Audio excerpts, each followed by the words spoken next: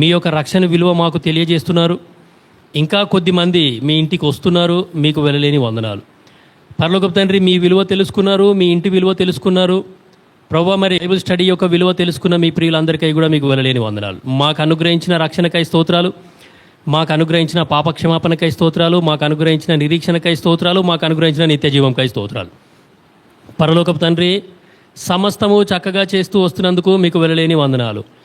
ప్రభువా, మరి పరిచర్య ధర్మం జరగడానికి అపోస్తలులని, ప్రవక్తలని, కాపరులని, ఉపదేశకులని, బోధకులని, హెచ్చరించు వారిని, గద్దించు వారిని, సరిచేయు వారిని మీరు మాకు అనుగ్రహించినందుకు మీకు వెళ్ళలేని వందనాలు. సంఘం అనే శరీరాన్ని ప్రభువా మరి మీరు పోషిస్తూ వస్తున్నందుకు మీకు వెళ్ళలేని వందనాలు. పరలోకపు తండ్రి, మరి నాయన పరిచర్యని కొనసాగిస్తూ వస్తున్న మీ యొక్క సంకల్పంకై కూడా హృదయపూర్వకంగా స్తుతిస్తున్నాం. స్థానికంగా ఉన్న హెర్మోన్ ప్రార్థనా మందిరాన్ని బట్టి స్తోత్రాలు.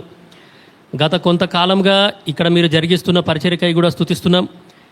మీ ప్రియుల యొక్క ప్రయాసాన్ని బట్టి, వాళ్ళ యొక్క ప్రార్థనలకు ప్రతిఫలంగా మరి నాయన ఈ యొక్క సంఘాన్ని మీరు ముందుకు నడిపిస్తూ వస్తున్నందుకు మీకు వెళ్ళలేని వందనాలు. పరలోకపు తండ్రి, ప్రత్యేకంగా జరుగుతున్న ఈ యొక్క వార కార్యక్రమాలన్నింటినీ బట్టి స్తోత్రాలు. ప్రభువా, మరి అదేవిధంగా ప్రత్యేక కూడికలు కూడా జరుగుతూ ఉన్నాయి. మరి ఎన్నో కూడికలని మీరు జరిపిస్తూ వస్తున్నారు. మీకు వెళ్ళలేని వందనాలు. ఎంతోమంది పరిచారకులని ప్రభువా ఈ స్థలంలో మీరు నిలబెట్టుకున్నారు. మీకు వెళ్ళలేని వందనాలు. పరలోకపు తండ్రి, మరీ ప్రాముఖ్యంగా ఈ యొక్క 14, 15, 16 ఆగస్టు మాసంలో ప్రత్యేక కూడికల కొరకు ప్రార్థన చేస్తూ ఉన్నాం. దయచేసి సహాయం చేస్తూ రండి నాయన. మరి వాక్యం బోధించే మానికుని జ్ఞాపకం చేసుకోండి, మీ ఆత్మచేత నింపండి. పరలోకపు తండ్రి, మరి ఏ ఆత్మకి ఏ వాక్యం కావాలో మీరే అనుగ్రహిస్తూ రావాల్సిందిగా కోరుతూ వస్తున్నాం. నూతన ఆత్మలు రక్షింపబడేలాగున సాయం చేయండి. ఈ యొక్క ప్రత్యేక కూడికలు ఎవరి కొరకు ఏర్పాటు చేశారో ప్రభువా, మరి నూతన ఆత్మలు కూడా రక్షింపబడేలాగున, విశ్వాసులు ఆత్మీయంగా ఎదగబడేలాగున, యవనస్తులు మరి నాయన మీ సన్నిధిలో స్థిరపడేలాగున సహాయం రావాల్సిందిగా కోరుతూ వస్తున్నాం. విశ్వాసులైనటువంటి వారు అనేకులుగా వచ్చి మరి నాయన ఈ యొక్క ప్రత్యేక కూడికలకి అటెండ్ అయ్యేలాగున కృప చూపించండి.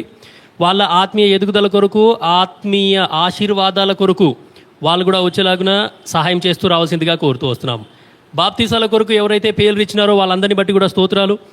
ఇంకా అనేకులు మరి నాయన రక్షణ పొంది పశ్చాత్తాపపడి వాళ్ళు కూడా ఈ యొక్క బాప్తిజంలో సాక్ష్యం ఇవ్వడానికి ముందుకు వచ్చేలాగున సహాయం చేస్తూ రావాల్సిందిగా కోరుతూ వస్తున్నాం.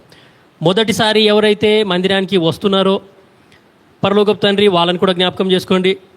మేము కూడా అనేకులను ఆహ్వానించేలాగున సహాయం చేస్తూ రావాల్సిందిగా కోరుతూ వస్తున్నాం. ఈ యొక్క కూడికలకి మొదటిసారి వచ్చే వాళ్ళని జ్ఞాపకం చేసుకోండి. క్రమం తప్పకుండా మీ యొక్క మందిరానికి వచ్చేలాగున ప్రభువా, మరి మేము కూడా మంచి ఆహ్వానం వాళ్ళకి ఇచ్చేలాగున, వాళ్ళు కూడా సువార్త వినేలాగున, స్పష్టంగా మీ యొక్క ప్రేమని రుచి చూసేలాగున సహాయం చేస్తూ రావాల్సిందిగా కోరుతూ వస్తున్నాం. వాతావరణాన్ని కూడా మీ అదుపులో పెట్టుకోవాల్సిందిగా కోరుతూ వస్తున్నాం.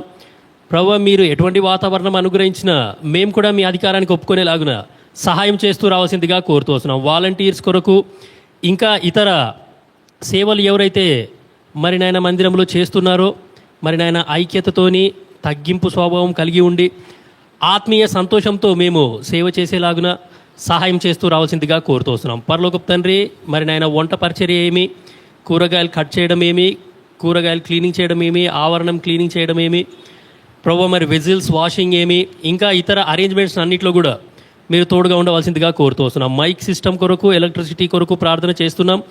మరి నాయన వాళ్ళకు కూడా మీ యొక్క జ్ఞానం అనుగ్రహించవలసిందిగా కోరుతూ వస్తున్నాం. ఆన్లైన్లో ఎవరైతే వాక్యం వింటున్నారో వాళ్ళని కూడా జ్ఞాపకం చేసుకోండి.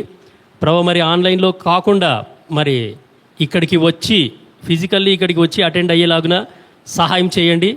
పరలోకపు తండ్రి, మీకే వెళ్ళలేని వందనాలు. ఈ ఆన్లైన్ టెలికాస్ట్ కూడా సరిగ్గా టెలికాస్ట్ అయ్యేలాగున సహాయం చేస్తూ రావాల్సిందిగా కోరుతూ వస్తున్నాం. సింగింగ్ అండ్ మ్యూజిక్ టీం కొరకు కూడా ప్రార్థన చేస్తున్నాం. దయచేసి జ్ఞాపకం చేసుకోండి. ప్రభువా, మరి అనేకమైన కొత్త పాటలు పాడేలాగున, కొత్త పాటలు నేర్చుకునేలాగున కృప చూపవలసిందిగా వస్తున్నాం. కుకింగ్ టీం కొరకు పరలోకపు తండ్రి, రాజన్న గారు, రవి గారు, సురేందర్ గారు, ప్రభాకర్ గారు, జోయల్ గారు, చైతన్య గారు, ఎంటైర్ కుకింగ్ టీం అందరి కొరకు ప్రార్థన చేస్తున్నాం. పరలోకపు తండ్రి, వీళ్ళతో పాటు మిగతా సిస్టర్స్ని కూడా జ్ఞాపకం చేసుకోండి. పరలోకపు తండ్రి, మేమందరము ఐక్యంగా ఉండి ఈ యొక్క పరిచర్య మీ నామానికి మహిమకరంగా జరిగేలాగున సహాయం చేస్తూ రండి. వచ్చిన మీ ప్రియులు కూడా తండ్రి మరి మీ ప్రేమని రుచి చూచేలాగున సహాయం చేస్తూ రావాల్సిందిగా కోరుతూ వస్తున్నాం. ట్రాన్స్పోర్టేషన్ బ్రదర్ సొలమన్ గారు, బ్రదర్ విజయ్ అబ్రహాం గారు, ఇతర అరేంజ్మెంట్స్ చేసే వాళ్ళని కూడా దయచేసి జ్ఞాపకం చేసుకోండి. మీ జ్ఞానం చేత నడిపించండి. పరలోకపు తండ్రి అందరినీ క్షేమంగా తీసుకొని రావడం, క్షేమంగా మరలా వాళ్ళని పంపించడం, ఆ విషయంలో కూడా తోడుగా ఉండవలసిందిగా కోరుతూ వస్తున్నాం. చిన్నపిల్లలు, యవనస్తులు ఈ యొక్క కూడికకి ఎవరైతే వస్తున్నారో వాళ్ళని కూడా జ్ఞాపకం చేసుకోండి. పరలోకపు తండ్రి నాయన, మరి వాళ్ళు కూడా వాక్యం అనే వలయంలో ఎదగబడేలాగున, ఆత్మీయంగా ఆశీర్వదింపబడేలాగున సహాయం చేస్తూ రావాల్సిందిగా కోరుతూ వస్తున్నాం. పరలోకపు తండ్రి ఇన్విటేషన్ కార్డ్స్ దయచేసి జ్ఞాపకం చేసుకోండి. ప్రార్థనాపూర్వకంగా, మర్యాదగా, ఇంకా అడ్వాన్స్గానే ఈ యొక్క ఇన్విటేషన్స్ పంపించేలాగున సహాయం చేస్తూ రావాల్సిందిగా కోరుతూ వస్తున్నాం. ప్రభువా, విశ్వాసులమైన మేము కూడా కనీసం ఒకరినైనా క్రొత్త వారిని మీ ఇంటికి నడిపించేలాగున సహాయం చేస్తూ రావాల్సిందిగా కోరుతూ వస్తున్నాం. లాజిస్టిక్స్ అండ్ పార్కింగ్ ఈ యొక్క ఏర్పాట్ల కొరకు కూడా ప్రార్థన చేస్తున్నాం. దయచేసి సాయం చేయండి. ఎల్డర్స్ అండ్ రెస్పాన్సిబుల్ బ్రదర్స్ జ్ఞాపకం చేసుకోండి, మీ ఆత్మచేత నడిపించవలసిందిగా కోరుతూ వస్తున్నాం నాయన. సిస్టర్ అసెంబ్లీస్ పరలోకపు తండ్రి చుట్టుపక్కల ఉన్న సంఘములు Bethlehem Beeramguda, new Jerusalem Rajiv Gruhakalpa, Rehoboth Bollaram, El Bethel prayer house new Hafeezpet, FSCs prayer house Sangareddy, Bethany prayer house Kondapur, Horeb 1 and 2 Kukatpally, Gilgal prayer house Jeedimetla, house of prayer ECIL and other places.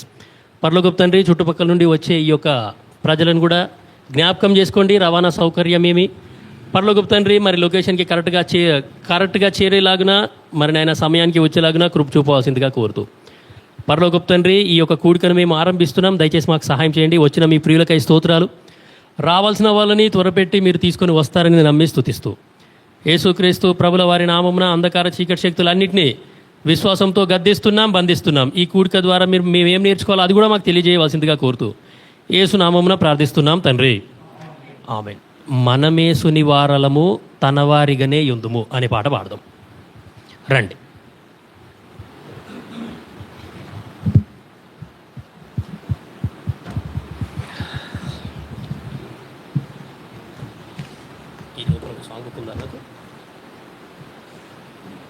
మనమే సునివారలము తనవారిగానే యుందుము అనే పాట పాడదాం. చెప్పండి, నంబర్ చెప్పండి.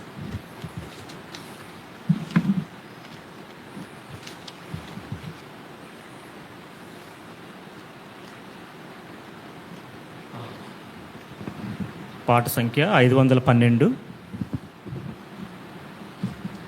మనం వేసిన వారలము తన వారముగానే.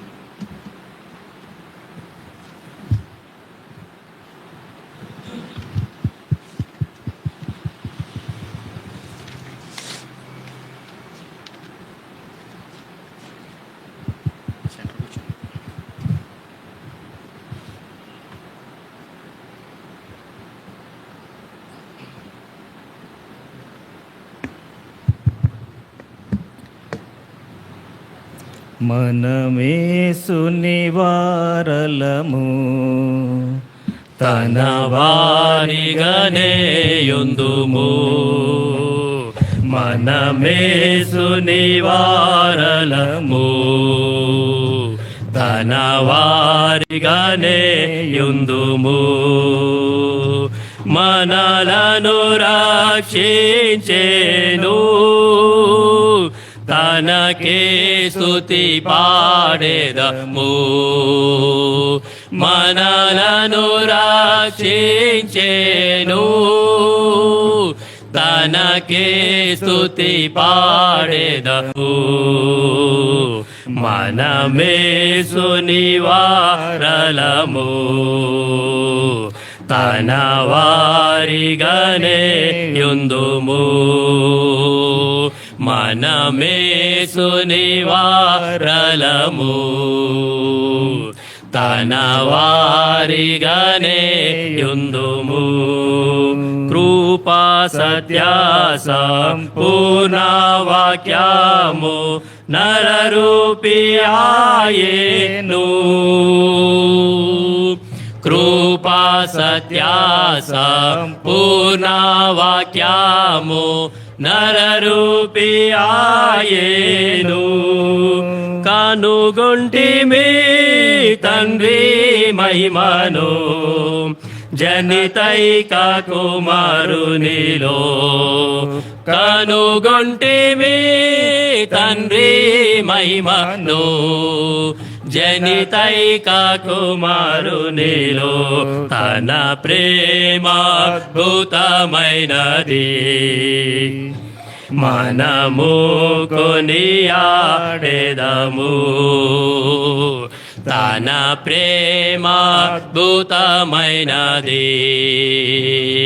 మనము కొనియాడెదము మనమేసుని వారలము. తన వారిగానే యుందుము మనమేసుని వారలము. తన వారిగానే యుందుము. వారు ఆయన తట్టు చూడగా వెలుగు కలిగేను. వారు ఆయన తట్టు చూడగా వెలుగు కలిగేను. మనలను తానే వెలిగించెను తన వాక్యము ద్వారానే. మనలను తానే వెలిగించెను తన వాక్యము ద్వారానే. ప్రభువు తమ్ముడని ఎరిగి తనకే స్తుతి పాడెదము. ప్రభువు తమ్ముడని ఎరిగి తనకే స్తుతి పాడెదము. మనమేసుని వారలము. తన వారిగానే యుందుము మనమేసుని వారలము. తన వారిగానే యుందుము. దైవపుత్రుండు సజీవరాళ్ళతో ఇంటిని కట్టుచున్నాడు. దైవపుత్రుండు సజీవరాళ్ళతో ఇంటిని కట్టుచున్నాడు. దేవుని తేజమురాగా మహిమాతో నిండే గృహము. దేవుని తేజమురాగా మహిమాతో నిండే గృహము. ఆయన మందిరములో తన మహిమను పాడెదము. ఆయన మందిరములో తన మహిమను పాడెదము. మనమేసుని వారలము. తన వారిగానే యుందుము మనమేసుని వారలము. తన వారిగానే యుందుము. ఎందరిని ప్రభు ముందు ఎరిగెను వారిని నిర్ణయించెను. ఎందరిని ప్రభు ముందు ఎరిగెను వారిని నిర్ణయించెను.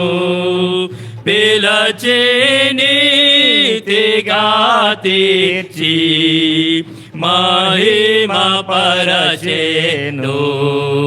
పిలచి నీతిగా తీర్చి మహిమ పరచెను. తన తనయుని రూపమిచ్చే మనమానందముందెదము. తన తనయుని రూపమిచ్చే మనమానందమొందెదము. మనమేసుని వారలము, తన వారిగానే యుందుము. మనమేసుని వారలము, తన వారిగానే యుందుము. పూర్ణ మహిమతో మన ప్రభు యేసు దూతలతో వచ్చును. పూర్ణ మహిమతో మన ప్రభు యేసు దూతలతో వచ్చును. కనిపెట్టువారెత్తబడుదురు, తన మహిమ పొందెదరు. కనిపెట్టువారెత్తబడుదురు, తన మహిమ పొందెదరు. తన రాజ్యముగా చేసే హల్లెలూయా పాడెదము. తన రాజ్యముగా చేసే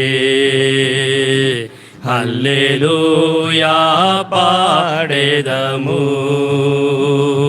మనమేసుని వారలము, తన వారిగానే యుందుము. మనమేసుని వారలము, తన వారిగానే యుందుము. మహిమా నివసించు మహిమా రాజ్యము, మహిమాతో నిండి ఉండును. మహిమా నివసించు మహిమా రాజ్యము, మహిమాతో నిండి ఉండును. మన ప్రభువే దీపమయుండును, తన వెలుగు ప్రచురమగున్. మన ప్రభువే దీపమయుండును, తన వెలుగు ప్రచురమగున్. యుగ యుగములు మనమంతా ప్రభు యేసుతో నుండెదము. యుగ యుగములు మనమంతా ప్రభు యేసుతో నుండెదము. మనమేసుని వారలము, తన వారిగానే యుందుము. మనమేసుని వారలము, తన వారిగానే యుందుము. మనలను రక్షించెను, తనకే స్తుతి పాడెదము. మనలను రక్షించెను, తనకే స్తుతి పాడెదము. మనమేసుని వారలము, తన వారిగానే యుందుము. మనమేసుని వారలము, తన వారిగానే యుందుము. బైబిల్ పల్లవి పాడదాం. అశ్రేష్టంబౌ గ్రంథంబులో ఏ చోట చూచినా ఆదరణయున్నది, సుఖ దుఃఖంబులో వాగ్దానమున్నది, విశ్వాసముంచి ధ్యానించుడి. Telugu and English. అశ్రేష్టంబౌ గ్రంథములో ఏ చోట చూచినా ఆదరణయున్నది, సుఖ దుఃఖములో వాగ్దానమున్నది, విశ్వాసముంచి ధ్యానించుడి. The grand old book, the grand old book. You find a word of comfort wherever you may look. In sorrow or in pain, His promises are plain. So keep on believing in the grand old book. రెండో దినవృత్తాంతములు చూడండి. 29:11 రెండో దినవృత్తాంతములు 29వ అధ్యాయము, అందులో 11వ వచనాన్ని అందరం కలిసి చదువుదాం. అందరూ తీయండి. రెండో దినవృత్తాంతములు 29వ అధ్యాయము, అందులో 11వ వచనాన్ని, మనందరికీ బాగా తెలిసిన వచనమే ఇది, చదువుతాం. రెండో దినవృత్తాంతములు 29:11. Second Chronicles chapter 29 and verse 11. We are going to read all of us together. నా కుమారులారా, తనకు పరిచారకులయ్యుండి ధూపము వేయుచుండుటకును తన సన్నిధిని నిలుచుటకును తనకు పరిచర్య చేయుటకును యెహోవా మిమ్మును ఏర్పరచుకొనెను గనుక మీరు అశ్రద్ధ చేయకుడి. ఒక మాట గమనించండి.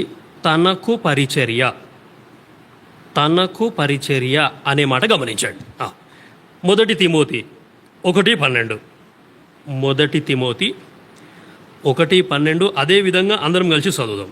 మొదటి తిమోతి 1వ అధ్యాయము 12వ వచనాన్ని కూడా మనమందరం కలిసి గట్టిగా బిగ్గరగా ప్రార్థనాపూర్వకంగా అర్థాన్ని గ్రహిస్తూ చదువుదాం. 1 తిమోతి 1:12. పూర్వము దూషకుడను హింసకుడను హానికరుడనైన నన్ను తన పరిచర్యకు నియమించి నమ్మకమైన వానిగా ఎంచినందుకు నన్ను బలపరచిన మన ప్రభు అయిన క్రీస్తు యేసుకు కృతజ్ఞుడనై ఉన్నాను. అక్కడి వరకు చాలు. ఇక్కడ గమనించాల్సిన మాట ఏంటి అంటే తన పరిచర్య. చదువుకున్న ఈ యొక్క లేఖన భాగాలని దేవుడు మన కొరకు దీవించును గాక. ఈ యొక్క స్టడీలో మనం ఏం చేస్తామంటే తనకు పరిచర్య అనేది ఒకటి, రెండవది తన పరిచర్య. మరోసారి చెప్తున్నాను, ఈ యొక్క స్టడీలో మనం చూసేది ఏంటి అనంటే రెండో దినవృత్తాంతములు 29:11 మనం చదివినాం.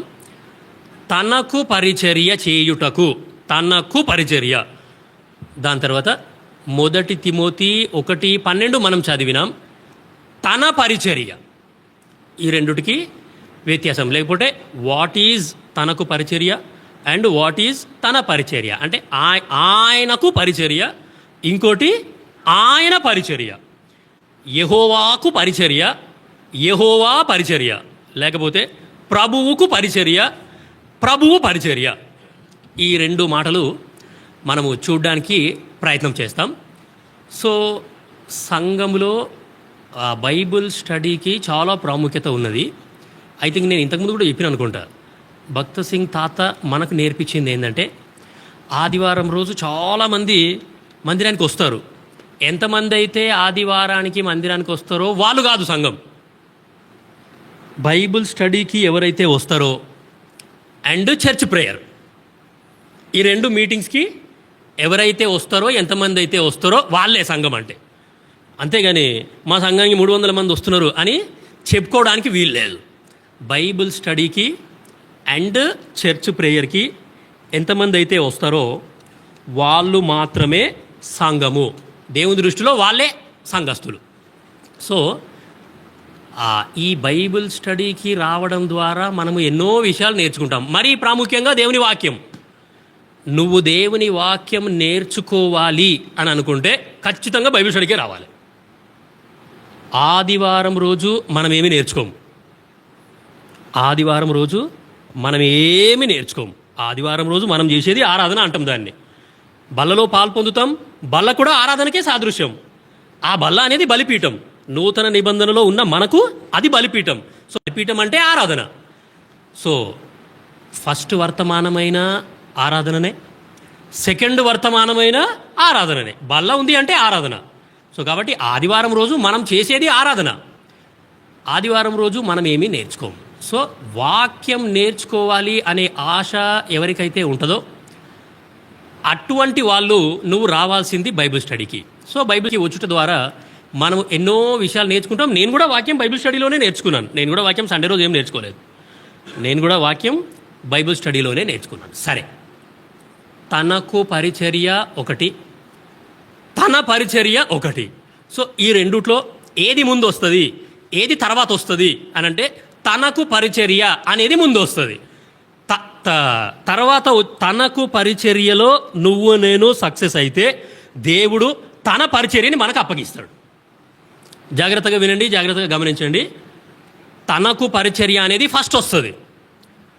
దాని తర్వాతనే తన పరిచర్య అనేది దేవుడు మనకు అప్పగిస్తాడు. ఈ తనకు పరిచర్యలో నేను గనక సక్సెస్ఫుల్ అవ్వకపోతే, నేను గనక ఫెయిల్ అయిపోతే ఆ తన పరిచర్య అనేది దేవుడు నీకు నాకు అసలు అప్పగించడు. అట్లంటే మరి చాలామంది వాక్యం బోధించే బోధకులు ఉన్నారు కదా బ్రదర్, చాలామంది పాస్టర్లు ఉన్నారు కదా, వాళ్ళంతా తనకు పరిచర్యలో సక్సెస్ఫుల్ అయినరా అంటే కాదు.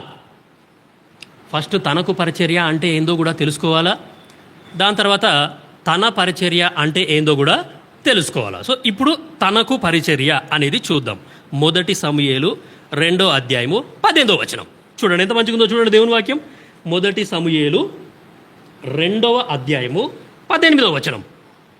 తీసిన వాళ్ళు చదవచ్చు ఎవరైనా సరే. బాలుడైన సమూయేలు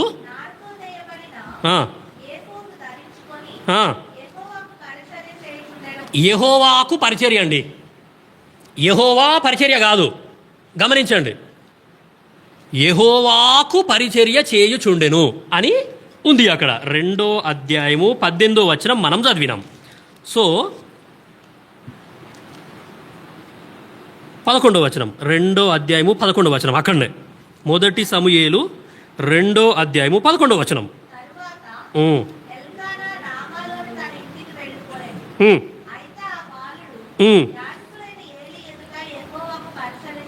యాజకుడైన ఏలీ ఎదుట, ఏలీకి పరిచర్య కాదు, ఏలీ పరిచర్య కాదు, యెహోవాకు పరిచర్య ఆయన చేయుచుండెను అనే మాట మనం ఇక్కడ చూస్తున్నాం. 3వ అధ్యాయం 1వ వచనం.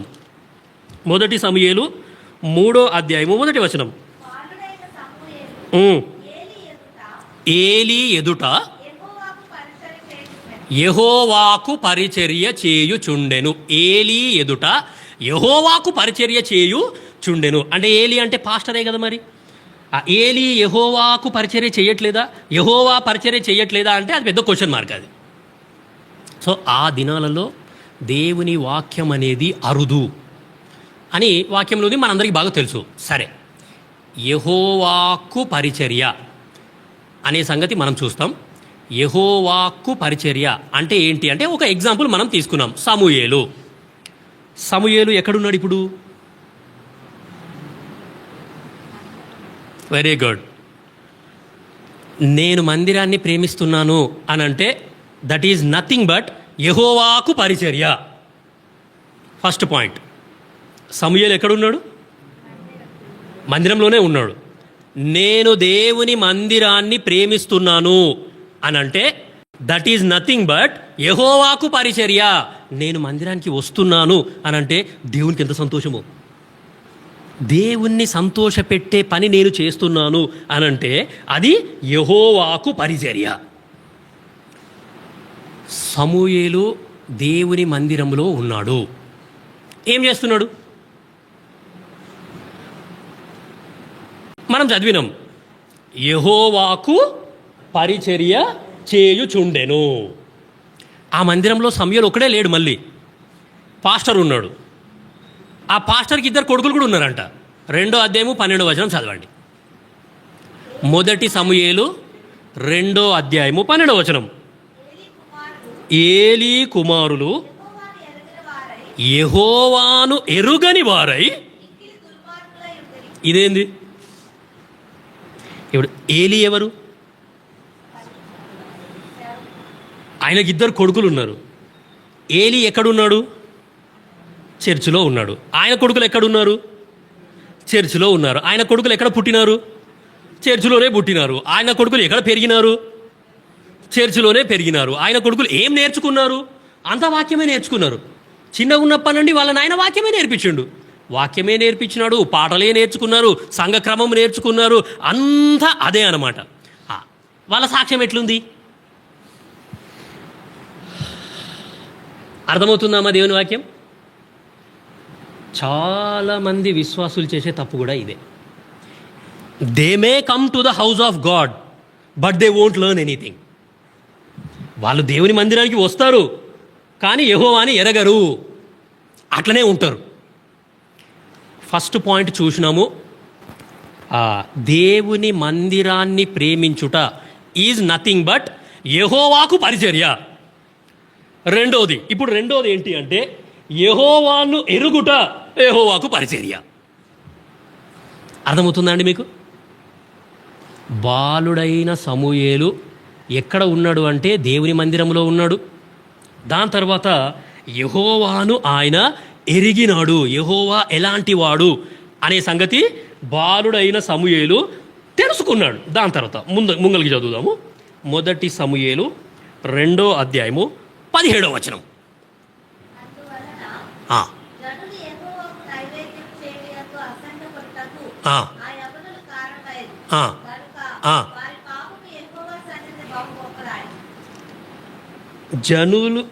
జనులు యెహోవాకు నైవేద్యము చేయుటయందు అసహ్యపడుటకు ఆ యవనులు ఎందుకు మందిరానికి పోవాలి? ఆ ఏలీ కుమారులు మిక్కిలి దుర్మార్గంగా ప్రవర్తిస్తున్నారు. అసలు ఆ మందిరానికి పోతే వాళ్ళే కనబడుతున్నారు. వాళ్ళ ప్రవర్తనను బట్టి అసలు మందిరానికి ఎవడన్నా పోతాడా? పోబుద్ది అవుతుందా? ఎవరికి కూడా పోబుద్ధి అవ్వట్లేదు. మీరు 13వ వచనం నుండి 17వ వచనం దాకా చదివితే బలి అర్పించడానికి దేవుడు ఒక క్రమం చెప్పినాడు. ఆ యొక్క క్రమాన్ని కూడా వాళ్ళు ఉల్లంఘించి వాళ్ళ సొంత జ్ఞానాన్ని ఉపయోగించి ఇష్టానుసారంగా వాళ్ళు బలులు అర్పిస్తున్నారు. బలి అర్పించడం అంటే ఆరాధన అని అర్థం. సో ఆరాధన చేయడానికి కూడా ఒక క్రమం ఉంది. ఆ యొక్క క్రమాన్ని వీళ్ళు ఏం చేసినారు అంటే అటు ఇటు చేసేసినారు. ఆర్డర్ని డిసార్డర్ చేసేసినారు. ఆ చేసేసిన తర్వాత అసలు జనులు మందిరానికి రావాలి అని అంటేనే వీళ్ళు అసహ్యమైన అంట. ఏం మందిరానికి పోతాం? ఆడ ఏలీ కుమారులు ఉన్నారు, ఎందుకు పోవాలి ఆ మందిరానికి? వాడు వస్తానంటారు కొద్దిమంది. సో కాబట్టి నేను దేవుని మందిరానికి వస్తున్నాను, మరి ఇప్పుడు నా సాక్ష్యం ఎట్లుంది? ఇప్పుడు 3వ పాయింట్ వస్తుంది. ఫస్ట్ పాయింట్ చూసినాము, మందిరమును ప్రేమించుట ఈజ్ నథింగ్ బట్ యెహోవాకు పరిచర్య. సెకండ్, యెహోవాను ఎరుగుట యెహోవాకు పరిచర్య. దాని తర్వాత ఇప్పుడు నా సాక్ష్యం. వాట్ ఈజ్ మై సాక్ష్యం? నేను మందిరానికి వస్తున్నాను, యెహోవాను ఎరగలేదు అంటే ఎట్లాగో సాక్ష్యం పోతుంది. యెహోవాను ఎరిగితే నా సాక్ష్యాన్ని నేను ఏం చేసుకుంటాను? ఇది 3వది. యెహోవాకు పరిచర్య అంటే నా సాక్ష్యాన్ని నేను కాపాడుకొనుట. ఇది 3వదండి. అన్నీ ఇక్కడనే ఉన్నాయి. 3 అయిపోయినాయా? ఇప్పుడు చూడండి, సమూయేలు మందిరంలో ఉన్నాడు, పాస్టరు మందిరంలో ఉన్నాడు, దాని తర్వాత పాస్టర్ కొడుకులు కూడా మందిరంలో ఉన్నారు. ఇప్పుడు పాస్టర్ కొడుకులు ఏదైతే చేస్తున్నారో అది సమూయేలు చూస్తున్నాడా చూడట్లేదా? ఏం సార్? చూస్తున్నాడు. నేర్చుకున్నాడా నేర్చుకోలేదా? ఇది 4th పాయింట్. అర్థమవుతుందా అండి దేవుని వాక్యం? చెప్పేది జాగ్రత్తగా వినండి. సమూయేలు కూడా చర్చిలోనే ఉన్నాడు, ఏలీ కూడా చర్చిలోనే ఉన్నాడు, ఏలీ కుమారులు కూడా చర్చిలోనే ఉన్నారు. ఏలీ కుమారులు చర్చిలో దుర్మార్గపు పనులు చేస్తున్నారు. అవన్నీ సమూయేలు చూస్తున్నాడు, కానీ ఏ ఒక్కటి కూడా నేర్చుకోలేదు. God is expecting the same thing from you and me now. ఇప్పుడు దేవుడు మన యొద్ద నుండి కోరుకుంటుంది ఏంటి అనంటే, ఈ లోకంలో ఉన్న చెడుతనం కానీ, ఈ లోకంలో ఉన్న భ్రష్టత్వం కానీ, ఈ లోకంలో ఉన్న చెత్తంతా నా హృదయంలో నేను నింపుకోవద్దు. అసలు లోకంలో ఎందుకు? చర్చిలోనే ఇష్టానుసారంగా ప్రవర్తిస్తున్నారు. ఇప్పుడు నేను చెప్పాల్సిన అవసరం లేదు. ఇప్పుడు నేను చెప్పుడు స్టార్ట్ చేస్తే నా స్టడీ పోయి వెరదికిపోతుంది. అది చర్చిలలోనే పరిస్థితులు బాగలేవు. నువ్వు నేను తెలుసుకోవాల్సిన సంగతి ఏంటి అంటే, చర్చిలో పరిస్థితులు ఎలాగైనా ఉండనివ్వండి, నేను ఏలీ కుమారులాగా ఉండడానికి ఇష్టపడుతున్నానా, లేకపోతే సమూయేలులాగా ఉండడానికి ఇష్టపడుతున్నానా, ఇది చాలా ప్రాముఖ్యం. సో ఇప్పుడు 4వ విషయం ఏంటి అనంటే, సమూయేలు తనను తాను ప్రత్యేకపరచుకున్నాడు. Living a separated life is nothing but యెహోవాకు పరిచర్య. అర్థమవుతుందండి? లోకంలో చాలా విషయాలు చూస్తాం, చాలా విషయాలు కనబడతాయి. ఇట్లా చూడంగానే కళ్ళు అపవిత్రం అయిపోతాయి, మన మనసు అపవిత్రం అయిపోతుంది, మన హృదయం అపవిత్రం అయిపోతుంది. సో కాబట్టి ఈ లోకంలో ఉన్న చెత్తని నేను నా హృదయంలో నింపుకోకూడదు. చాలా చాలా కేర్ఫుల్గా నువ్వు నేను ఉండాలి. సమూయేలు చూసినాడు, కానీ చూసి చూడనట్టు ఉన్నాడు ఆయన. అవన్నీ ఏమీ నేర్చుకోలే. సమూయేలు కూడా అనుకోవచ్చు, అరే సేవ అంటే ఇంతేనేమో, ఇదే అయ్యుండొచ్చు సేవ, నాకేం తెలుసు, పాస్టరే నేర్పిస్తున్నాడు, ఇదే సేవ అయ్యుండొచ్చు అని అనుకొని దాంట్లోనే కంటిన్యూ అయిపోయి ఉంటే దాని తర్వాత అసలు బైబిల్ ఉంటుండేనో లేదో. మరి 3వ అధ్యాయం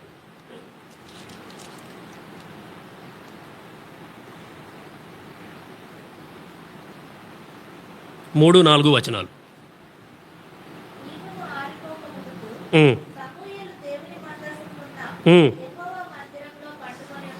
దేవుని మందసము ఉన్న యెహోవా మందిరములో పండుకొని ఉండగాను యెహోవా సమూయేలును పిలిచెను. మనందరికీ బాగా తెలుసు, టాబర్నకిల్ ఔటర్ కోర్ట్ ఉంది, హోలీ ప్లేస్ ఉంది, మోస్ట్ హోలీ ప్లేస్ ఉంది. ఇప్పుడు సమూయేలు ఎక్కడ పండుకున్నాడంట? మందసము ఉన్న స్థలములో ఆయన పండుకున్నాడు. మందసం ఎక్కడ ఉంది? Most holy place. అసలు దేవుడు మాట్లాడాలి అని అనుకుంటే కరెక్ట్ మోస్ట్ హోలీ ప్లేస్ అనే మాట్లాడతాడు కదా. మీకు తెలుసు కదా. మళ్ళీ టాబర్నకిల్ గురించి నేను చెప్పాల్సిన అవసరం లేదు. ప్రత్యక్ష గుడారములో దేవుడు ఎక్కడ మాట్లాడినానంటే అతి పరిశుద్ధ స్థలములోనే మాట్లాడినాడు. అతి పరిశుద్ధ స్థలములో మందసం ఉంది. అంటే దానిపైన ఒక కరుణాపీఠం ఉంటుంది. ఆ కరుణాపీఠం మీద 2 కెరూబులు ఇట్లా ఆపోజిట్ డైరెక్షన్లో ఫేస్ చేసి ఇలా ఉంటారు. వాళ్ళ రెక్కలేమో ఇట్లా ఆనుకొని ఉంటాయి. ఆ 2 కెరూబుల నడుమ నుండి దేవుడు మాట్లాడినాడు. ఇప్పుడు 5th పాయింటా? 5th పాయింట్ ఏంటి అంటే, యెహోవా స్వరాన్ని నేను వినుట ఈజ్ నథింగ్ బట్ యెహోవాకు పరిచర్య. ఏమా? యెహోవా స్వరాన్ని వినుట ఈజ్ నథింగ్ బట్ యెహోవాకు పరిచర్య. యెహోవాకు పరిచర్య అంటే ఏమీ లేదు, ఆ దేవుణ్ణి సంతోషపెట్టుట. నేను ఏం చేస్తే ఆ దేవుడు సంతోషిస్తాడు, నేను ఎలా ఉంటే ఆ దేవుడు సంతోషిస్తాడు, ఆ దేవుణ్ణి నేను ఏ విధంగా సంతోష పెట్టాలి అనేదే మనకు ఇక్కడ అర్థమవుతుంది. యెహోవాకు పరిచర్య. మీకు అర్థమవడానికి చెప్పాలంటే అదే వచనం చదవండి మళ్ళీ. 2వ దినవృత్తాంతములు 29:11. అక్కడనే ఉన్నాయి అన్ని మీకు అర్థమవడానికి. నా కుమారులారా తనకు పరిచారకులై ఉండి ధూపము వేయుచుండుటకును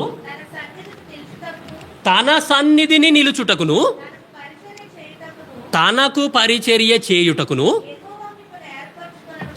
యెహోవా మిమ్మును ఏర్పరచుకొనెను గనుక మీరు అశ్రద్ధ చేయకుడి. తన సన్నిధిలో సమూయేలు తన సన్నిధిలో నిల్చున్నాడా లేదా? నిల్చున్నాడు. ధూపము వేయుట అంటే ప్రార్థన చేయుట అని అర్థం. ఇది 6వది. 6 అయినాయా? ఇప్పుడు 5 అయిపోయినాయి. ఇది 6th పాయింట్. ధూపము వేయుట అంటే ప్రార్థన చేయుట అని అర్థం. సో ప్రార్థన చేయుట ఈజ్ నథింగ్ బట్ తనకు పరిచర్య. సో ప్రార్థన జీవితం కలిగి ఉండుట అనేది ఏమి అంటే తనకు పరిచర్య. ప్రార్థన అంటే మళ్ళా ఆ ప్రార్థనలో కూడా చాలా రకాలు ఉంటాయి. ఇప్పుడు హన్నా ప్రార్థన చేసింది. ఓపెన్లీ ఫ్రీ అండ్ ఫ్రాంక్గా చెప్పండి, ఆమె ఆమె ఆమె కోసం ప్రార్థన చేసుకుందా, దేవుని కోసం ప్రార్థన చేసిందా? సరే, ఆమె అక్కర కొరకు ప్రార్థన చేసుకుందా, దేవుని అక్కర కొరకు ప్రార్థన చేసిందా? రెండుడి గురించా?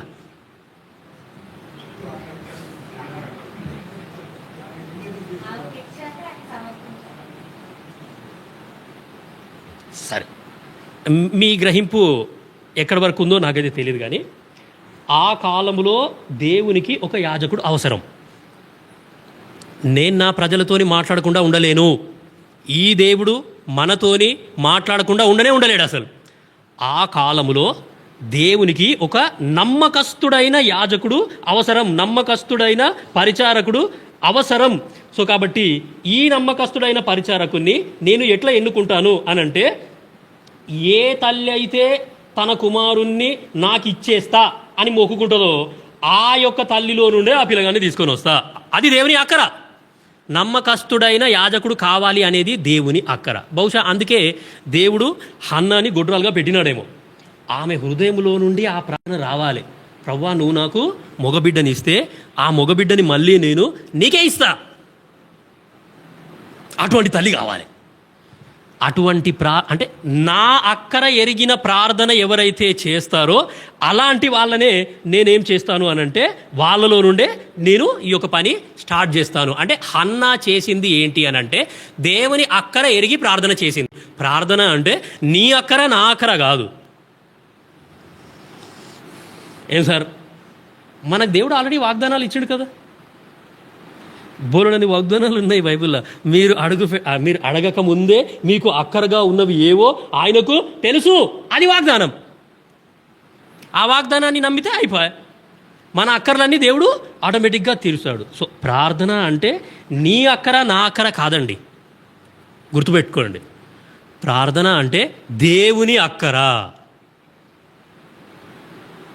7th పాయింట్, సారీ 6th పాయింట్లో ఒక సబ్ పాయింట్ ఇది. సో ప్రార్థనా జీవితము కలిగి ఉండుట ఈజ్ నథింగ్ బట్ యెహోవాకు పరిచర్య. సో యెహోవాకు పరిచర్య అనేది చాలా అద్భుతమైన మాట అది. సో ఇట్స్ నథింగ్ బట్ నేను నా దేవుణ్ణి సంతోష పెడుతున్నాను, ఆ దేవుని యొక్క స్వరం వింటున్నాను, దేవుని సన్నిధిని ప్రేమిస్తున్నాను, దేవుని సన్నిధికి వస్తున్నాను, దేవుని సన్నిధికి వచ్చి ఈ దేవుడు ఎలాంటి వాడో నేను తెలుసుకుంటున్నాను. ఈ దేవుడు ఎలాంటి వాడో తెలుసుకున్న తరువాత ఏం చేస్తాను అనంటే, ఇంకా ఈ దేవుణ్ణి నేను ఎట్లా సంతోష పెట్టాలి అనేది నేను ముందుకి కొనసాగుతూ వస్తాను. దాని తర్వాత 1 సమూయేలు 2వ అధ్యాయం 21 చదవండి, ఎవరైనా సరే చదవండి.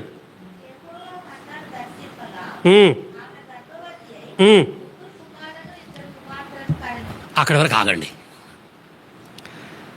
ఇప్పుడు హన్నా ఎవరి అక్కర ఎరిగింది అని చెప్పినాము? దేవుని అక్కర ఆమె ఎరిగింది, దేవుని అక్కర తీర్చింది. అయ్యో ఎంతో కాలంగా నేను గొడ్రాలుగా ఉన్నాను, లేక ఒక కుమారుణ్ణి ఇస్తేవి, ఆ కుమారుణ్ణి కూడా నీకే ఇచ్చేస్తా, మరి దాని తర్వాత నా పని అని అనుకోలేదు. నాకెవరు చేస్తారు, నేను ఎట్లుండాలి అని అనుకోలేదు.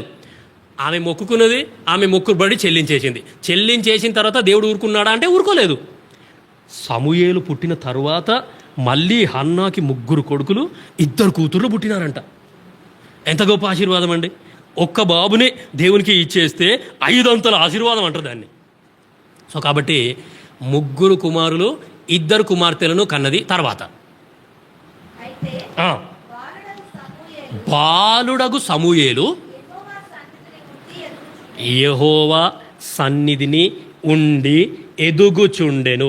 నేను ఆత్మీయంగా ఎదగడం ఈజ్ నథింగ్ బట్ యెహోవాకు పరిచర్య. 7th పాయింటా? 7th పాయింటేనా? నేను ఆత్మీయంగా ఎదుగుట అనేది ఈజ్ నథింగ్ బట్ యెహోవాకు పరిచర్య. దాని తర్వాత 26వ వచనం 1 సమూయేలు 2:26. బాలుడగు సమూయేలు ఆగండి, ఇంకా ఎదగాలనంట. బాలుడగు సమూయేలు ఇంకా ఎదుగుచు. నువ్వు నేను కూడా దేవుని మందిరానికి వచ్చి మామూలుగా ఎదగడం కాదు, ఇంకా ఎదగాల. ఆత్మీయంగా నేను ఇంకా ఎదగాల, ఆత్మీయంగా ఇంకా వృద్ధిలోనికి రావాలా, ఇంకా ఈ దేవుని ఎరగాల, ఇంకా ఈ దేవుని నేను తెలుసుకోవాలా, ఇంకా ఈ దేవుని కొరకు ఏమైనా చెయ్యాలా. సో 7వ సంగతి ఏంటి అంటే, నేను ఆత్మీయంగా ఎదుగుట ఈజ్ నథింగ్ బట్ తనకు పరిచర్య, యెహోవాకు పరిచర్య ఇంకా ఎదుగుచుండెను. ఒకటి చూసినాము, ఏంటి అంటే ఈ ఎదుగుటలో ఆత్మీయంగా ఎదగాల, ఒకటి ఆత్మీయంగా ఇంకా ఎదగాల. సో ఇంకా ఎదుగుతూ రావాలా. హెబ్రీ 11, హెబ్రీలకు రాసిన పత్రిక 11వ అధ్యాయం 24వ వచనం.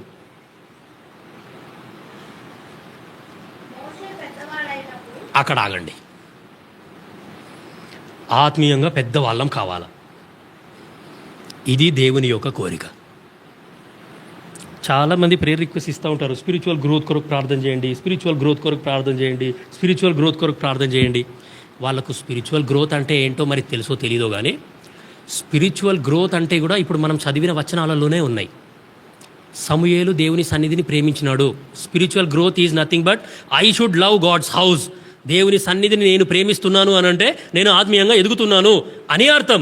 సమూయేలు యెహోవా స్వరము విన్నాడు. యెహోవా స్వరము వినుట ఈజ్ నథింగ్ బట్ ఆత్మీయంగా ఎదుగుట.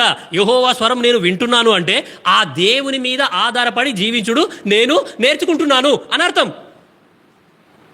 సో ఇంకా ఎదుగుతున్నాడంట సమూయేలు. దేవుని సన్నిధిని ప్రేమించుట ద్వారా, దేవుని సన్నిధికి వచ్చుట ద్వారా నేను మామూలుగా ఎదగడం కాదు, ఇంకా ఎదుగుతాను.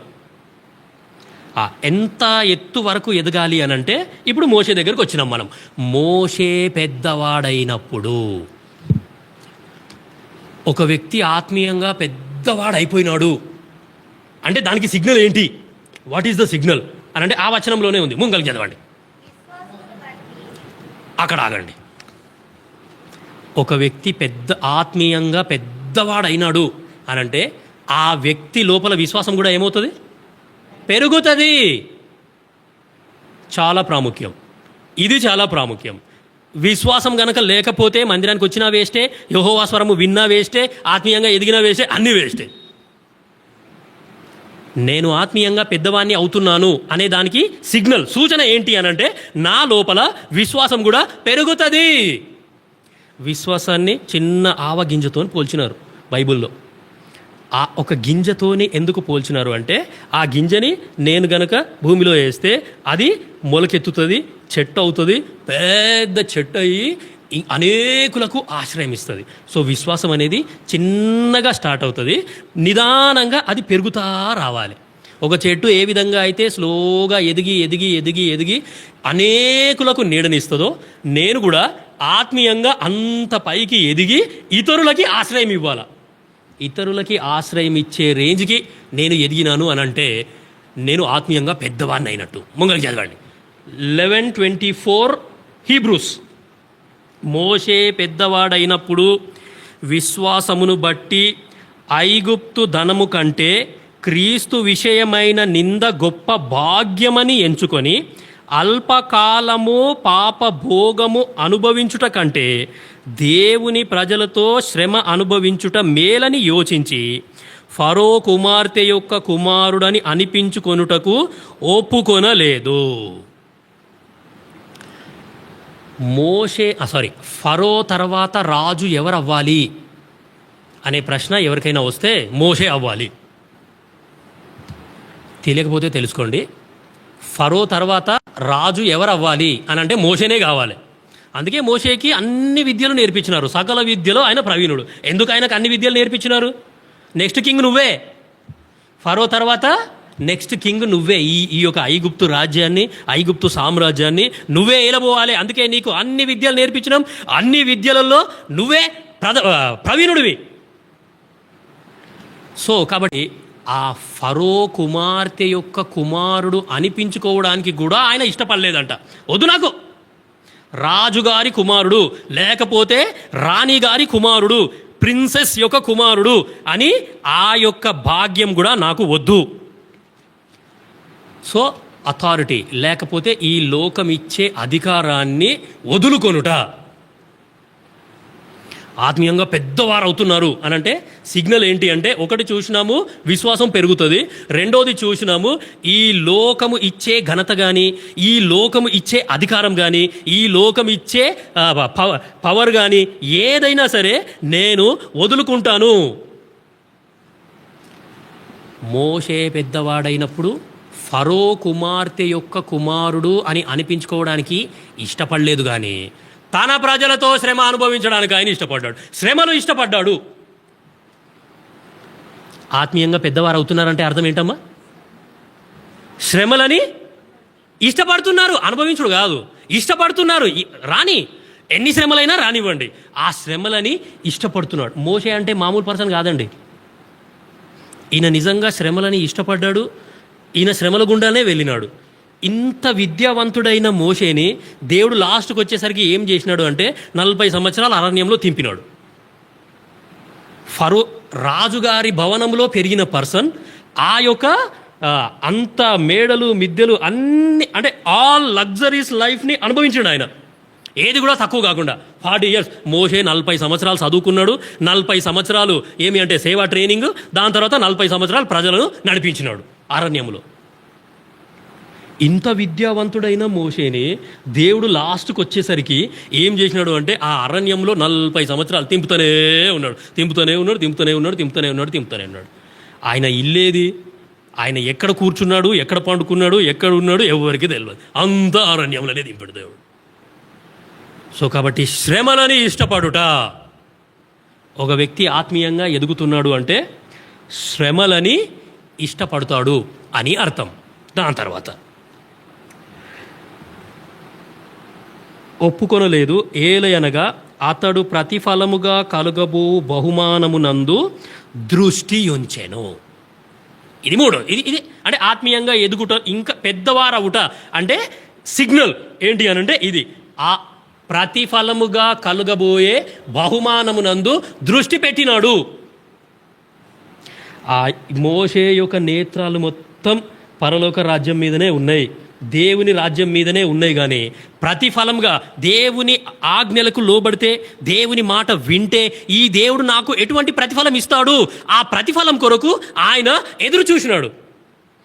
ఆ ప్రతిఫలం కొరకు ఎదురు చూస్తూ ఏమి అంటే ఆ మొత్తం పెద్దవాడైపోయినా ఇక నేను దీని గురించే ఆలోచిస్తా, ఇంకా నాకు వేరే ఏ చింత లేనే లేదు అని చెప్పేసి మోషే పెద్దవాడైపోయినాడు, చాలా పెద్దవాడైపోయినాడు. ఫరో కుమార్తె యొక్క కుమారుడు అని అనిపించుకోవడానికి ఇష్టపడలేదు, లోకం ఇచ్చే అధికారము వద్దు అన్నాడు. దాని తర్వాత దేవుని ప్రజలతో శ్రమ అనుభవించుట ఇష్టమని అన్నాడు, ఎంచుకున్నాడు. నేను దేవుని ప్రజలతోనే నేను శ్రమ అనుభవిస్తా, అదే నాకు కావాలా, శ్రమలని ఇష్టపడ్డాడు. దాని తర్వాత ప్రతిఫలముగా కలుగబోయే ఆ యొక్క బహుమానం పైన ఆయన దృష్టి పెట్టినాడు. ఇవన్నీ ఒక వ్యక్తి ఆత్మీయంగా ఎదుగుతున్నాడు అనే దానికి సిగ్నల్స్ ఇవి. ఇంకా చాలా ఉన్నాయి.